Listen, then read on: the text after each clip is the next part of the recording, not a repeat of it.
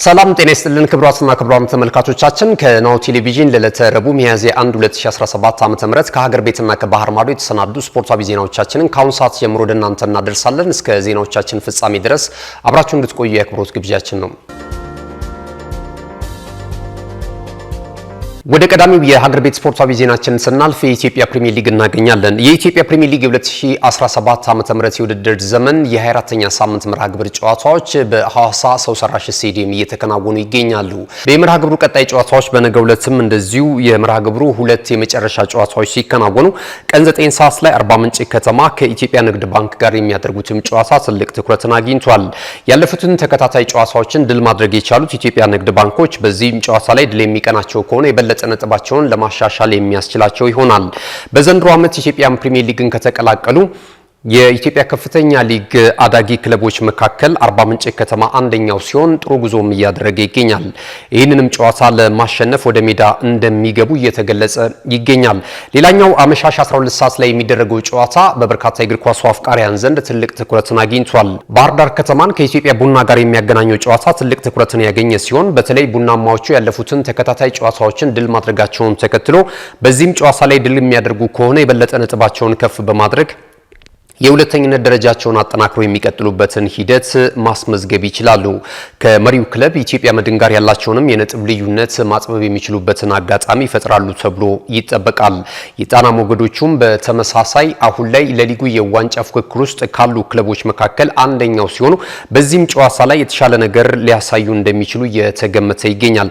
የሊጉን የደረጃ ሰንጠረዥ በአንደኝነት እየመራ የሚገኘው ኢትዮጵያ መድን በ45 ነጥቦች ሲሆን ኢትዮጵያ ቡናና ወላይታ ዲቻ ደግሞ በኩል 36 ነጥቦች ተከታዩን ደረጃ ይዘው እየተመለከትን እንገኛለን። የትግራይ ክልል ቴኒስ ፌዴሬሽን በክልሉ የሚገኙ ታዳጊና ወጣቶችን ከብዙ ነገሮች ጋር እየታገሉ ወደ ስፖርት ሜዳ እንዲመጡ የራሱን ሚና እየተጫወተ እንደሚገኝ የክልሉ ቴኒስ ፌዴሬሽን ፕሬዝዳንት አቶ ሙሴ ከናሁ ስፖርት ጋር በነበራቸው ቆይታ ተናግረዋል። አስተያየታቸው እንደሚከተለው ይቀርባል። ምንድነው የሆነ አንድ ነገር ሲፈጠር ወር የሆነ ነገር እንትን ሲል ከዛ ጋር የተያይዞ የሚመጡ ነገሮች ብዙ ነገሮች አሉ።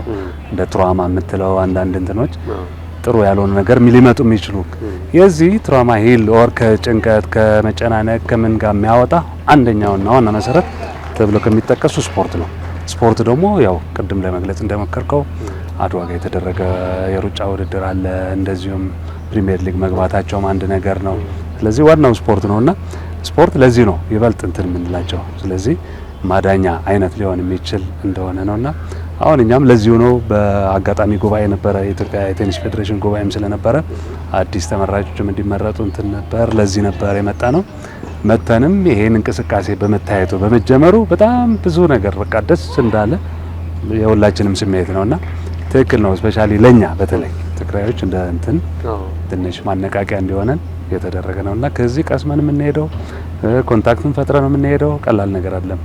ሚኒማም የኳስ የማቴሪያል ምናምን እንኳን እገዛ ሲኖር ሜዳ መኖር ራሱ አይታወቅም አንዳንዴ እንዳልከውና ይሄ አቴንሽን በደንብ የሚቀየር ወይ አመለካከትን ወደዛ የሚስብ አይነት ስለሆነ ዋናው የትራውማ ማዳኛው አንዱ ስፖርት ስለሆነ በጣም በትክክለኛ ሰዓትና ጥሩ ጅማሮ እየተጀመረ ያለ ነው። የኢትዮጵያ ሴቶች ፕሪሚየር ሊግ የሃያኛ ሳምንት መርሃ ግብር ጨዋታዎች እንደዚሁ ከትላንት ጀምረው እየተከናወኑ ይገኛሉ። በነበሩም ጨዋታዎች ድሬዳዋ ከተማ ከአዲስ አበባ ከተማ ጋር ያደረጉት ጨዋታ በድሬዳዋ ከተማ 2-2 አሸናፊነት ፍጻሜውን አግኝቷል። ብርቱካናማዎቹን ለድል ያበቁትን ሁለቱን ግቦች ፋሲካ ሁበቱ 12ኛው ደቂቃ ላይ፣ እታለም አመኑ ደግሞ 74ኛው ደቂቃ ላይ እንደዚሁ ኳስና መረብን ያገናኙ ተጫዋቾች ሆኗል።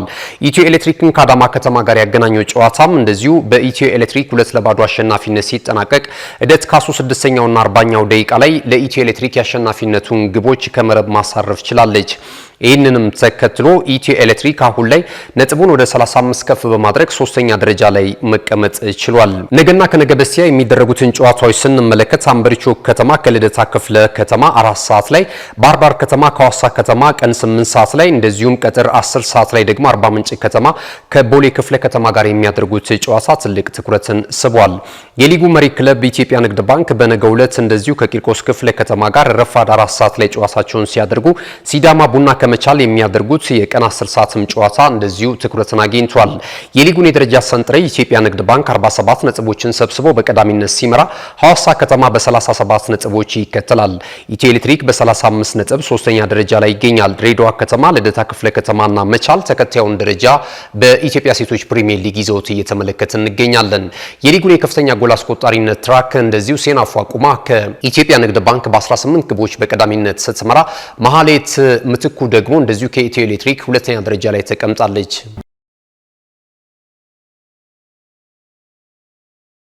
ወደ መጨረሻው የሀገር ቤት ስፖርታዊ ዜናችን አልፈናል። ከተማ አቀፉ የተማሪዎችና የመምህራን ስፖርታዊ ውድድር መድረክ በከፍተኛ ፍክክር ታጅቦ መከናወኑን ቀጥሏል። በሁለቱም ጾታ ፍጻሜያቸውን ያገኙ ጨዋታዎችም እንደዚሁ ተደርገውበታል። የትምህርት ቤቶች ስፖርት ሊግ ባህል በማድረግ ጤናማ ንቁና ብቁ ትውልድን እንፈጥራለን በሚል መሪ ቃል እየተካሄደ የሚገኘው ከተማ አቀፉ ስፖርታዊ ውድድር በተለያዩ የፍጻሜ፣ ግማሽ ፍጻሜና የዙር ውድድሮች ተጠናክሮ ቀጥሏል።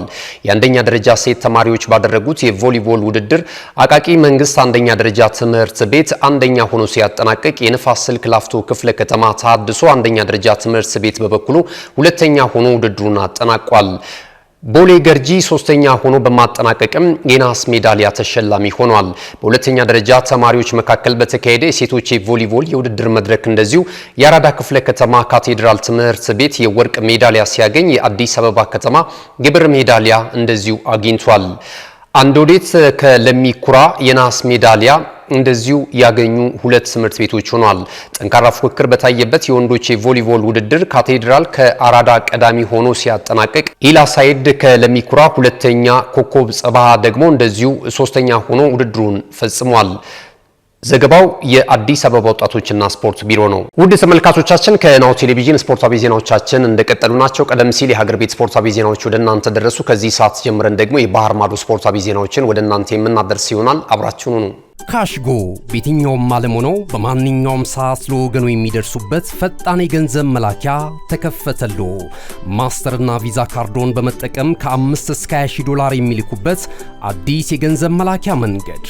ካሽጎን ለየት የሚያደርገው የትኛውም የገንዘብ ዝውውር በፍጥነት አገልግሎት ከመስጠቱም ባሻገር ለማንኛውም አገልግሎት ምንም አይነት ክፍያ አለመጠየቁ ነው።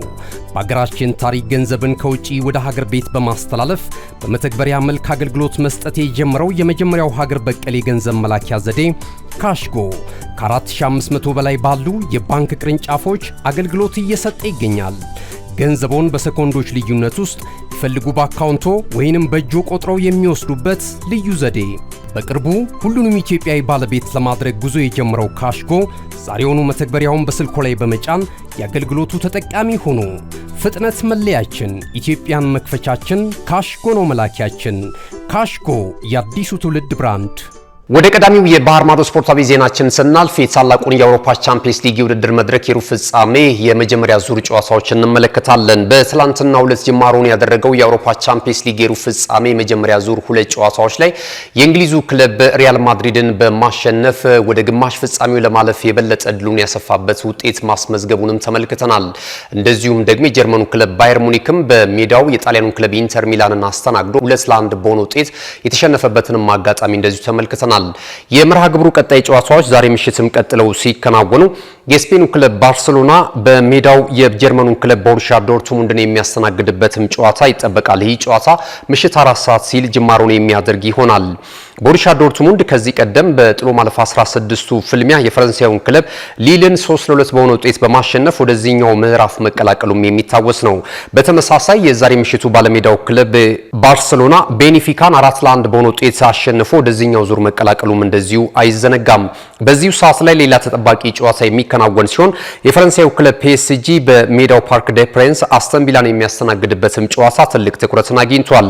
ፒኤስጂ በአሰልጣኝ ሉዊስ ኤንሪኬ እየተመራ በጥሎ ማለፍ 16ቱ ሊቨርፑልን በመለያ ምት 4-1 በሆነ ውጤት በማሸነፍ ወደዚህኛው ዙር ማለፉም የሚታወስ ነው። እንዲሁም ደግሞ የእንግሊዙ ክለብ አስተን ቪላ 6-1 በሆነ ውጤት የቤልጂየሙን ክለብ ብሩዥን በማሸነፍ ወደዚህኛው ዙር መቀላቀሉም የሚታወስ ነው። ዛሬ ምሽት የሚደረጉት ሁለቱም የአውሮፓ ቻምፒየንስ ሊግ የሩብ ፍጻሜ የመጀመሪያ ዙር ጨዋታዎች ከፍተኛ ፉክክር ሊታይባቸው እንደሚችል እየተገመተ ይገኛል። ክብራትና ክብራም ተመልካቾቻችን ወደ መጨረሻው ዜናችን ስናልፍ ከተለያዩ የባህር ማዶ የወሬ ምንጮች ያገኘናቸውን አጫጭር ስፖርታዊ መረጃዎች ወደ ተጠናከሩበት መሰናዷችን የምናልፈው ተከታትለን እንመለስ። የመድፈኞቹ አለቃ አሰልጣኝ ሚካኤል አርቴታ ትላንት ምሽት ያልተገመተውን ታላቅ ገድል በሪያል ማድሪድ ላይ ከመቀናጀቱ አስቀድሞ ከቀድሞ የስራ ባልደረባው አሰልጣኝ ፔፕ ጋርዲዮላ ጋር በጨዋታው ዙሪያ ተነጋግሮ እንደነበረ በይፋ ተናገረ። ትላንት ምሽት በግዙፉ የአውሮፓ ቻምፒየንስ ሊግ የውድድር መድረክ ላይ በበርካታ የእግር ኳስ አፍቃሪያን ዘንድ አጃይብ የተባለለትን የ3-0 ድል ባለቤት የሆነበትን ጨዋታ ከማከናወኑ አስቀድሞ አርቴታ ፍልሚያውን በድል ለመወጣት የሚያስችለውን ምክር ለማግኘት ካነጋገራቸው ሰዎች መካከል አሰልጣኝ ፔፕ ጋርዲዮላ አንዱ መሆኑን ተናግሯል። አርቴታ ሁኔታውንም ሲገልጸው ሁልጊዜም ቢሆን በአንተ ስኬት የሚደሰቱ ሰዎች በዙሪያ ካሉ ፍጹም ምቾት ይሰማል። ከነዚህ ቅን ሰዎች መካከል አንዱ ደግሞ ፔፕ ነው። ብዙ ነገሮችን ከጨዋታው አስቀድመን ተነጋግረን ነበረ። ይህንንም በማድረጋችን ጨዋታውን በአሸናፊነት ለመወጣት ጠቅሞኛል ሲል ተናግሯል። የክሮሻው ክለብ ዳይናሞ ዛግሬብ የቡድኑን ዋና አሰልጣኝ ማሰናበቱን በይፋ አስታወቀ። እጅግ ደካማ የውድድር ዓመትን እያሳለፈ የሚገኘው ክለቡ ጣሊያኑን አሰልጣኝ ፋቢዮ ካናቫሮን ማሰናበቱን አረጋግጧል። የሀገሪቱን የሊግ ዋንጫ ክብር ደግሞ ደጋግሞ ማንሳት የቻለው ክለቡ በዘንድሮ ዓመት ግን በሊጉ የደረጃ ሰንጠረዥ ላይ 3ኛ ደረጃ ላይ ተቀምጦም ይገኛል። ይህንንም ተከትሎ ከ5 ወራቶች ቆይታ በኋላ ባጋጠመው የውጤት ቀውስ ምክንያት ከአሰልጣኝ ካናቫሮ ጋር መለያየቱን ገልጿል። በቀጣይም ቡድኑ ዋና አሰልጣኝ እስኪሾምለት ድረስ ምክትል አሰልጣኙ ስር ሆኖ የሚሰለጥን ይሆናል ተብሏል። የእንግሊዙ ክለብ ማንቸስተር ዩናይትድ ወሳኝ ተጫዋቹ ወደ ልምምድ እንደተመለሰለት ተዘገበ። የቀይ ሰይጣናቱ አካዳሚ ውጤት ከሆኑ ወጣት ተስፈኛ ተጫዋቾች መካከል አንዱ የሆነው ኮቢ ማይኖ ገጥሞት ከነበረው ጉዳት አገግሞ ልምምድ መስራት መጀመሩ ተነግሯል። ይህም በተለይ በመሃል ሜዳው የመጫወቻ ስፍራ ላይ በተጋጣሚ ክለቦች ዘንድ እየተወሰደበት ያለውን ብልጫ ለመቀነስ ያስችሏል ተብሏል። ቡድኑ ነገ ምሽት በኤሮፓ ሊግ የውድድር መድረክ የመጀመሪያ ዙር የሩብ ፍጻሜ ጨዋታ ወደ ሀገረ ፈረንሳይ ያቀንቶ ከኦሎምፒክ ሊዮን ጋር ጨዋታውን የሚያከናውን ይሆናል። ስፔናዊው የባርሰሎና የመሃል ሜዳ ተጫዋች ላሚን ያማል በዘንድሮ ዓመት የውድድር ዘመን ቡድኑ ባርሰሎና የሶስትዮሽ የዋንጫ ክብርን የማሳካት እድሉ ከፍተኛ መሆኑን ተናገረ። አሁን ላይ በቡድኑ ውስጥ ያለው የአሸናፊነት ተነሳሽነት እጅግ አስደናቂ ነው ሲል የተደመጠው የ17 ዓመቱ ተጫዋች በውድድር ዓመቱ መጨረሻ የላሊጋውን የቻምፒየንስ ሊጉን ብሎም የኮፓ ዴላሪውን የዋንጫ ክብር እናሳካለን ብሏል። ቡድኑ ዛሬ ምሽት በቻምፒየንስ ሊግ የውድድር መድረክ የሩብ ፍጻሜ የመጀመሪያ ዙር ጨዋታ በሜዳው የጀርመኑን ክለብ ቦሩሲያ ዶርትሙንድን የሚያስተናግድ ይሆናል። ውድ ተመልካቾቻችን ከናሁ ቴሌቪዥን ለዕለተ ረቡዕ ምሽት ከሀገር ቤትና ከባህር ማዶ ያሰናዳናቸው ስፖርታዊ ዜናዎች ይህንን ይመስሉ ነበር። ስለተከታተላችሁ እናመሰግናለን። ዜናዎቹን ወደ እናንተ በማድረስ ገዛኸኝ ዱላ ቆይታ አድርጌያለሁ። የናሁ ቴሌቪዥንን ተወዳጅ ፕሮግራሞች ለማግኘት በዴስቲቪ 481 ላይ ታገኙናላችሁ። ከዛ ባሻገር ደግሞ በተለያዩ የማህበራዊ ሚዲያ አማራጮች ወደ እናንተ በመላው ዓለም እየደረስን እንገኛለን። በቲክታክ፣ በፌስቡክ እንዲሁም ደግሞ በሰፊው ወደ አድማጭ ተመልካቻችን እየደረስንበት የምንገኘው ዩቲዩብ ቻናላችን ከ366,000 በላይ ተከታዮች አሉት። ይህንን ዩቲዩብ ቻናላችንን ላይክ፣ ሼር፣ ሰብስክራይብ እያደረጋችሁ ቤተሰብ እንድትሆኑና ወቅታዊና አዳዲስ ፕሮግራሞችን እንድታገኙ እንጋብዛችኋለን። ስለተከታተላችሁ እያመሰገንን በድጋሚ መልካም ጊዜ። እነሆ የምስራች! የ10 አየር መንገድ የበረራ ትኬት ለውድ ደንበኞቹ በተቀላጠፈና አስተማማኝ በሆነ መንገድ እያቀረበ ያለው በዚህም በደንበኞቹ የተመሰገነው ጉዞጎ አሁን ደግሞ ተደራሽነቱን በማስፋት ተጨማሪ ባንኮችን በማካተት ለውድ ደንበኞቹ የበለጠ አስተማማኝ ለመሆን ችሏል። የጉዞጎን አፕሊኬሽን ከአፕ ስቶር ወይም ከፕላይ ስቶር በማውረድ የመነሻና የመድረሻ ከተማዎትን መርጠው ዋጋ አወዳድረው የሀገር ውስጥም ሆነ ዓለም አቀፍ በረራ ማድረግ ካሰቡ የበረራ ትኬቶን ክፍያ በአቅራቢያው በሚገኙ ባንኮች አንድም በአካል በመሄድ ወይም በኦንላይን የክፍያ አማራጮች ክፍያዎትን በመፈጸም የበረራ ትኬቶን በእጅ ያስገቡ። ከዚህም በተጨማሪ እንደ ሁል ጊዜው ወደ ጉዞጎ የጥሪ ማዕከላችን 7473 በመደወል ከሙሉ የበረራ መረጃ ጋር የ24 ሰዓት የትኬት አገልግሎት ማግኘት እንደሚችሉ ስናበስሮ በታላቅ ደስታ ነው። ለበረራዎ ጉዞጎ!